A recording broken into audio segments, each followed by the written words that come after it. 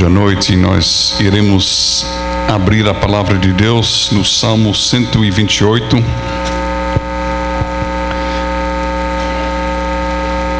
Um salmo que é cântico de romagem, que a igreja cantava no Antigo Testamento quando estava viajando rumo a Jerusalém para estarem na presença do Senhor. Salmo 128, assim diz a santa palavra do Senhor: bem-aventurado aquele que teme ao Senhor e anda nos seus caminhos. Do trabalho de tuas mãos comerás, feliz serás se tudo te irá bem. Tua esposa no interior de tua casa será como a videira frutífera, teus filhos como rebentos da oliveira, a roda da tua mesa.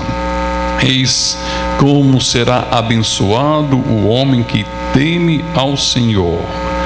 O Senhor te abençoe desde Sião, para que vejas a prosperidade de Jerusalém durante os dias de tua vida, vejas os filhos de teus filhos, paz sobre Israel. Amados em nosso Senhor Jesus Cristo, nós estamos vivendo em meio de uma grande guerra, e não é qualquer guerra, é uma guerra total entre dois poderes universais, entre dois poderes cósmicos. É uma guerra cósmica que foi travada, que foi iniciada muitos anos atrás no Jardim de Éden. A guerra entre o reino das trevas e o reino da luz. A guerra entre os seguidores de Deus, os filhos de Deus, e aqueles que dobram o joelho ao príncipe das trevas, ao diabo.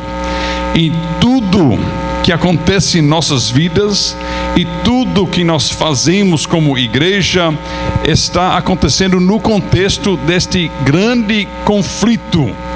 Este conflito que a Bíblia descreve como uma grande antítese entre estes dois impérios, entre uma cultura da vida e a cultura da morte, entre o reino da santidade e o império da perversidade.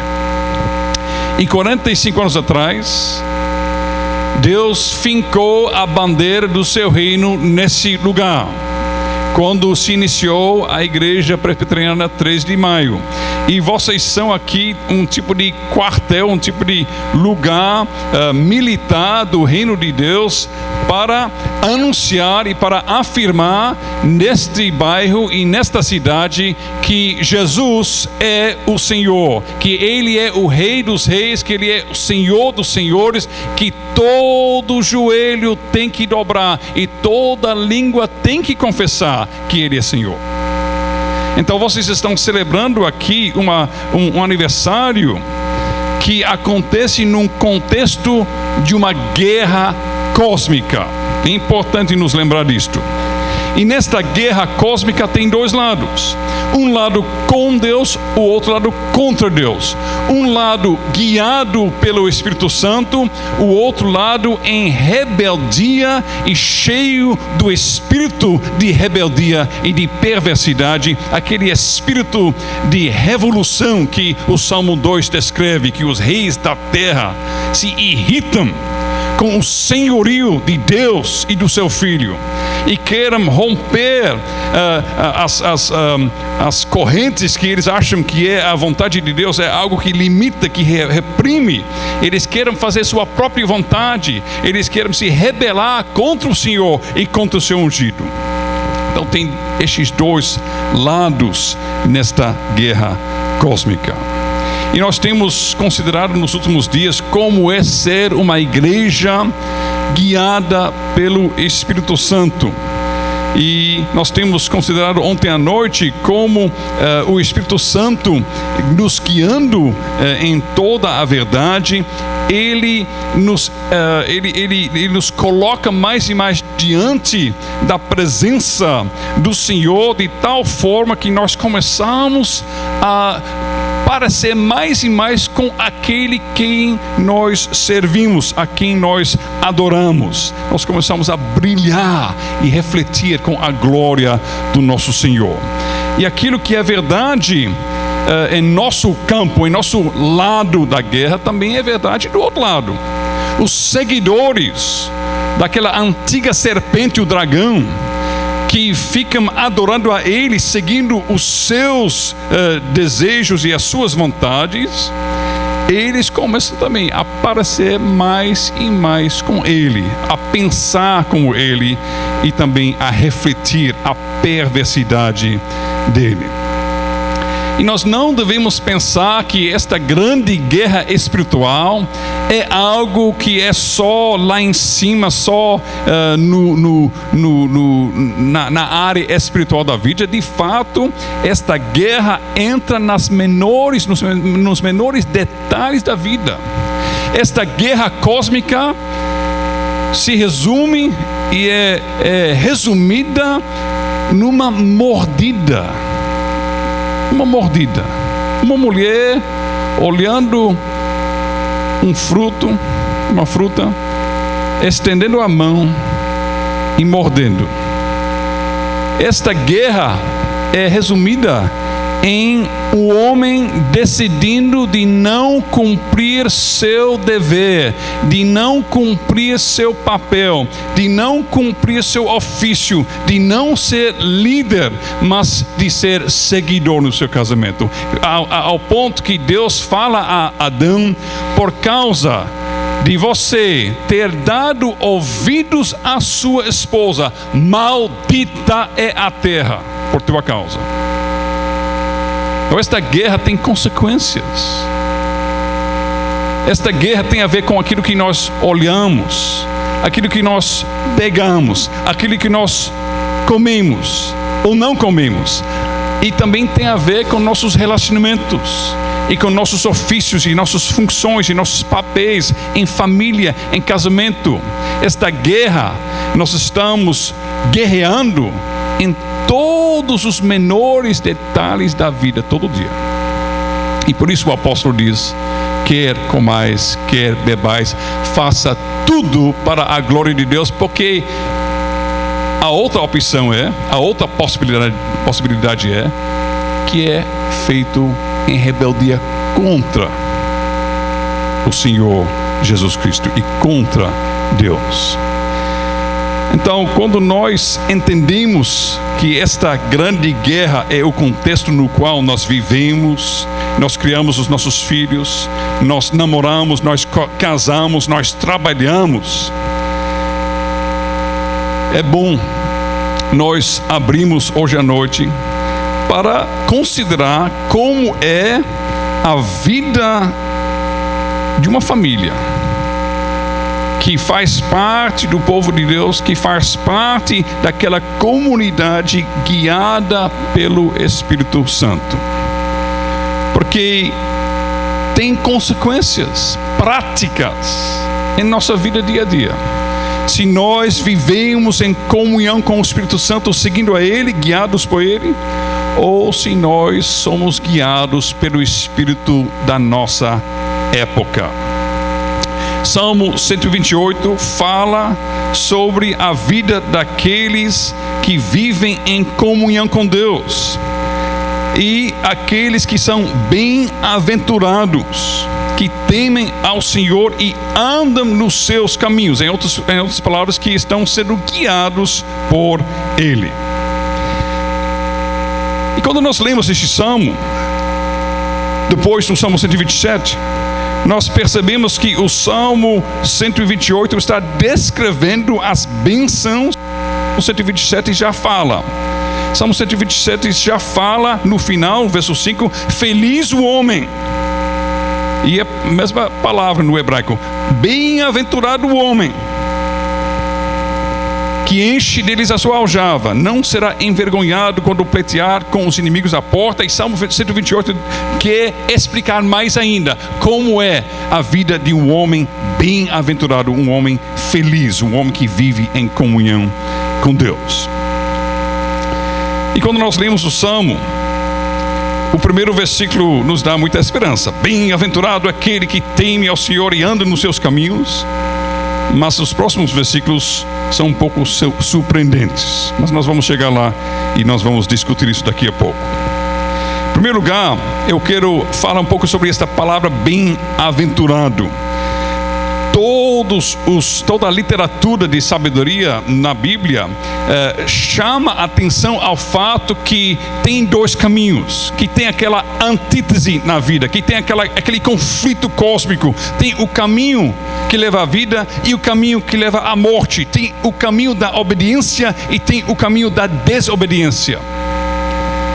E a bem-aventurança deste salmo aqui nos lembra do primeiro salmo, que fala bem-aventurado o homem que está sempre lendo e sempre está se esmerando no estudo da palavra de Deus. Bem-aventurado o homem que não anda no conselho dos ímpios, não se detém no caminho dos pecadores, não se assenta na roda dos escarnecedores.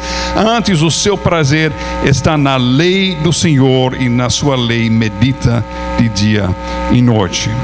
Então aqui nós estamos tratando de dois caminhos, duas possibilidades: andar nos caminhos do Senhor ou andar nos caminhos do nosso próprio entendimento, nos caminhos dos ímpios.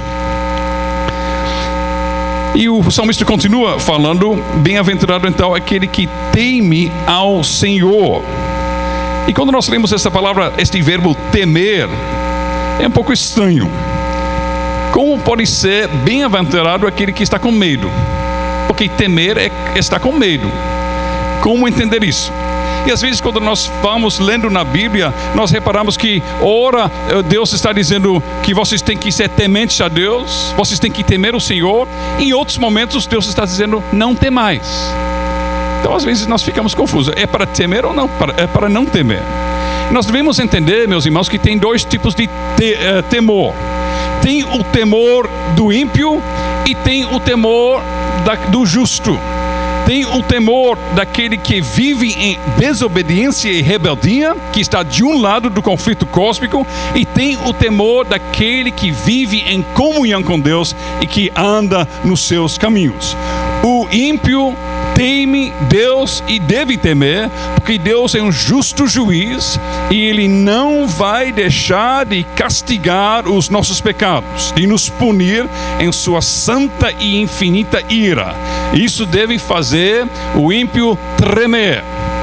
E os demônios, que também estão encerrados debaixo da sentença da condenação de Deus, Tiago nos fala, tremam. Eles tremam, porque eles sabem o que eles merecem e o que eles vão receber. Então tem este temor do Senhor, a pessoa com uma consciência pesada, uma pessoa que está coberta de culpa, teme o justo juízo do Senhor. E nesse sentido de temer, nesse sentido de temor, Deus fala aos seus filhos: não temais, eu não sou seu juiz, eu sou o seu Salvador. Eu não sou aquele que está contra você, seu inimigo, mas eu sou o seu amado Pai no Senhor Jesus Cristo. Não temais.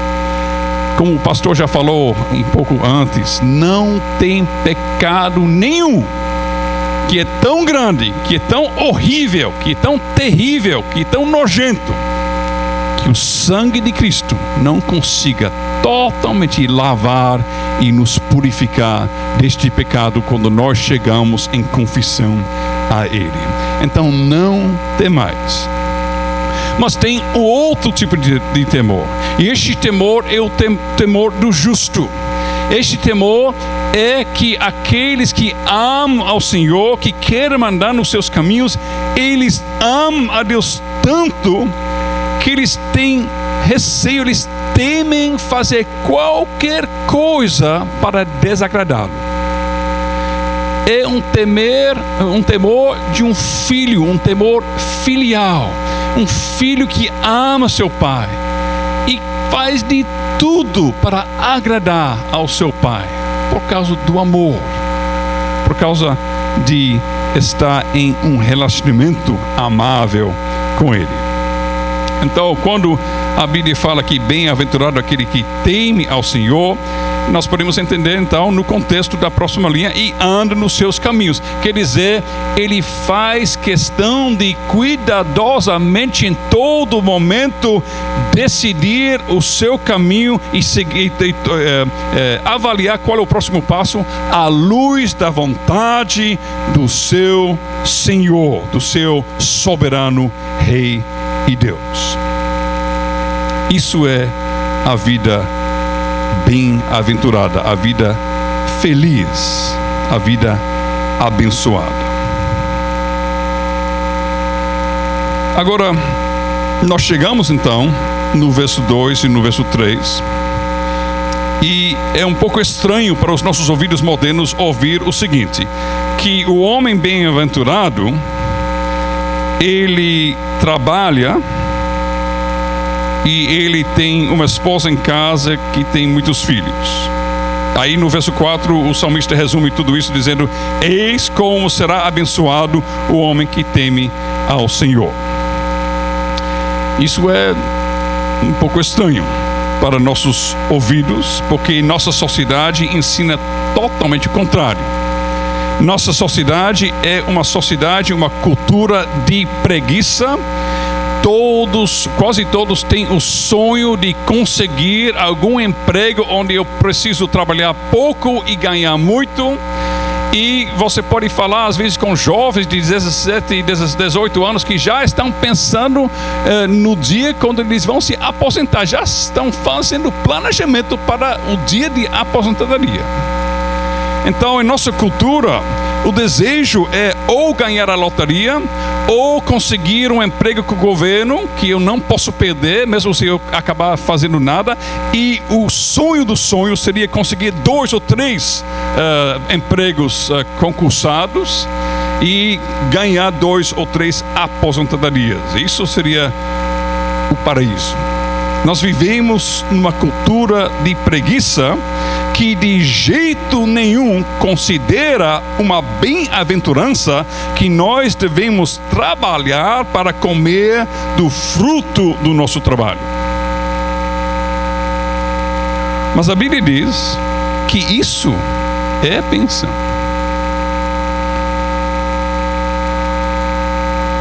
Ok, diz aqui: feliz serás e tudo te irá bem. Esta linguagem aqui, nosso texto no verso 2, tudo te irá bem, é a mesma palavra, o mesmo vocabulário que Deus usa repetidamente em Gênesis capítulo 1 para dizer que tudo que ele tinha criado era bom, era bom, era bom, era muito bom. E esta mesma palavra é usada aqui no nosso texto. Vai ser bom.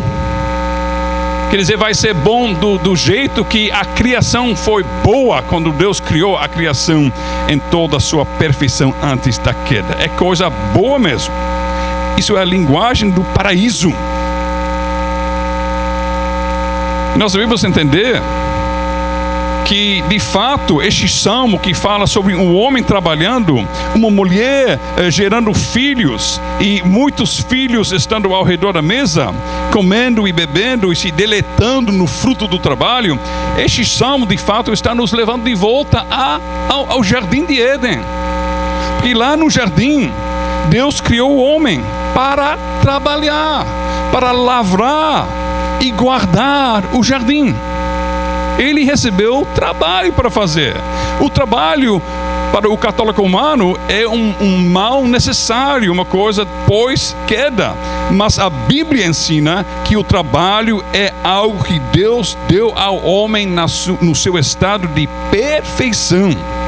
Faz parte da boa criação de Deus. Trabalhar com as mãos, se deleitar no seu trabalho, se deleitar no fruto do seu trabalho. O entendimento bíblico do trabalho não é: Deus seja louvado que sexta-feira chegou, que eu posso agora parar. Não. O entendimento bíblico de trabalho não é que eu vou trabalhar para que eu possa tirar férias, eu posso tirar um dia de folga e ainda naquele dia eu posso viver verdadeiramente. É o contrário. O entendimento bíblico de trabalho e de descanso é que eu vou descansar no dia, na semana, nos meses nas minhas férias, me deleitando no fruto do meu trabalho e recuperando minhas forças para que eu possa voltar com mais ânimo e mais energia ainda para voltar a fazer todo o meu trabalho para a glória do meu mestre, como o apóstolo ensina. E nós devemos fazer tudo, não para o homem que nós servimos, mas como se Cristo, o próprio Senhor Jesus Cristo, fosse o nosso gerente, o nosso patrão. Então a Bíblia não ensina nem preguiça, mas também nem aquela idolatria ao trabalho que também nós vemos em nossos tempos, aquele vício em trabalho que nós não sabemos parar, não sabemos descansar, não sabemos parar para nos deleitar no fruto do nosso trabalho, mas trabalhamos sem cessar, sempre querendo mais e mais e mais. É o contrário. A Bíblia ensina um ritmo saudável de trabalhar e descansar. E este ritmo é exemplificado no ritmo da semana que Deus nos ordenou. Trabalhar 6 dias, descansar 1. Não era ficar preguiçoso 6 dias e descansar 1 dia. Não, é trabalhar mesmo e descansar. Então, o trabalho é algo que aquele que está em Cristo, aquele que entende o Evangelho, ele se deleita no trabalho. Ele entende que o trabalho é algo que nós podemos usar para glorificar a Deus. E nosso próprio Senhor Jesus Cristo já nos mostrou que o trabalho é santo, que o trabalho é louvável. O nosso Senhor Jesus Cristo passou os primeiros 30 anos aqui nesta terra simplesmente trabalhando com seu pai, o carpinteiro. Trabalhando. Ele só começou depois de 30 anos a fazer seu ministério e a pregar e ensinar. Eu me lembro que meu pai, quando nós estávamos à mesa como família grande, 8 filhos ao redor da mesa, em nossa pequena casinha lá na Austrália, quando era criança, e meu pai abrindo a palavra nas refeições conosco, orando conosco, nos ensinando, ele falava algo que era muito chamativo para nós como crianças. Ele falava repetidamente: meus filhos, eu prefiro que você seja gari crente do que cientista nuclear ateu. A primeira coisa é que você viva usando os seus talentos para a glória de Deus, e o que adianta ganhar o mundo e perder a sua alma. Então ele não estava ensinando que nós não deveríamos desenvolver nossos talentos, mas ele nos ensinava qual era o propósito e o fim, objetivo do nosso trabalho. Então isso é o que a bem-aventurança, como parece a bem-aventurança em nossas vidas, que nós nos deleitamos em nosso trabalho. No verso 3, a Bíblia continua falando sobre a família em casa. Tua esposa no interior da tua casa será como videira frutífera. Se nós vivemos numa cultura de preguiça, também nós vivemos numa cultura da morte. A nossa sociedade está fazendo de tudo para acabar com a vida em todos os sentidos, inclusive até no próprio útero. Apesar de ser contra a lei, já no Brasil, muitas crianças todo ano estão sendo assassinados, porque são vistos como coisas que atrapalham a liberdade da mulher, que acaba com sua vida, que acaba com suas possibilidades, suas oportunidades. E mesmo se nós deixamos a criança sobreviver, muitas vezes mal passou o tempo de nascer, e já com algumas semanas, alguns meses, nós entregamos as crianças a outras pessoas, creche, para que eu possa voltar para viver minha vida. E teve uma reportagem na revista Veja, alguns anos atrás, sobre o fato que muitos casais até estão escolhendo de nem ter filhos, propositadamente, porque eles dizem, não, nós podemos ter mais dinheiro, mais liberdade, e nós podemos ter um outro estilo de vida, podemos realmente aproveitar da vida, viajar e viver a vida plenamente sem filhos. Imagine como é o fim de uma vida dessa. Afinal das coisas, tudo gira em torno de mim. E afinal das coisas, quando minha morte está chegando, uma vida de egoísmo deixa você sozinho, sem ninguém e sem nada. E quando nós vemos esta cultura da morte e de egoísmo, como isso está em conflito com a cultura da vida e de família que a Bíblia ensina. Veja, por exemplo, aquela pequena jovem moça Maria, que os estudiosos acham que talvez ela só tinha 15 ou 16 anos quando o anjo chegou para falar com ela. E o anjo anuncia que ela vai ficar grávida, ela vai ter um bebê. E se ela fosse uma menina moderna, instruída pela cultura da morte, de egoísmo na qual nós vivemos, e que está em todo canto da nossa sociedade, ela nunca teria respondido e reagido como ela reagiu. Ela não vê isso como algo que vai acabar com meus planos, que vai destruir minha vida, que vai limitar minhas possibilidades para o futuro, que eu não posso agora me realizar. Não, ela diz, eis-me aqui a serva do Senhor, que seja conforme a tua palavra. Maria abraça a palavra do Senhor, ela abraça a vida, ela abraça a criança, o nascimento. A vida abençoada, a vida em comunhão com o Espírito da vida, é a vida que afirma família, que afirma crianças, que valoriza o nascimento, que honra a mulher como fonte de vida, que coloca a mulher em cima com muita honra, por causa deste papel que ela recebeu de Deus. Nossa sociedade morta e seca e egoísta quer nos convencer que a mulher é apenas um homem com útero e que a vida é uma grande competição. E nesta competição, as mulheres estão com um problema a mais do que o homem tem. E não é justo, porque o homem pode correr livre, mas a mulher tem aquele peso de ter aquele útero e de ter a possibilidade de ter crianças que vão atrapalhar ela na corrida. Isso é como o mundo pensa. Mas a comunidade guiada pelo Espírito Santo não engole esta mentira.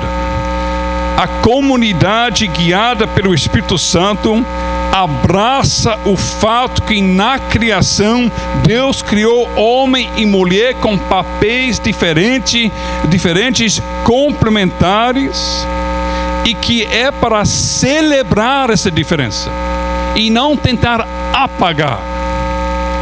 O que nós podemos perceber quando nós olhamos na sociedade é que em todas as frentes, em todos os sentidos, o império das trevas está atacando incessantemente, está atacando a ordem da criação. Se você olha, quais são as frontes, as frentes da guerra na qual nós estamos envolvidos? A sociedade ataca o papel de mulher e homem, querendo apagar a distinção, apagar os papéis, apagar as vocações. A sociedade ataca o casamento, querendo apagar o fato que Deus criou homem, macho e fêmea, e que Ele presidiu o primeiro casamento entre homem e mulher, com o propósito de produzir muita vida nesta terra. E a sociedade diz: não, casamento é um homem mais duas mulheres, ou três homens juntos, ou dois homens e duas mulheres, ou assim por diante. Então a sociedade afirma que até esta distinção entre macho e fêmea não existe. E nas escolas nossos filhos estão passando por lavagem cerebral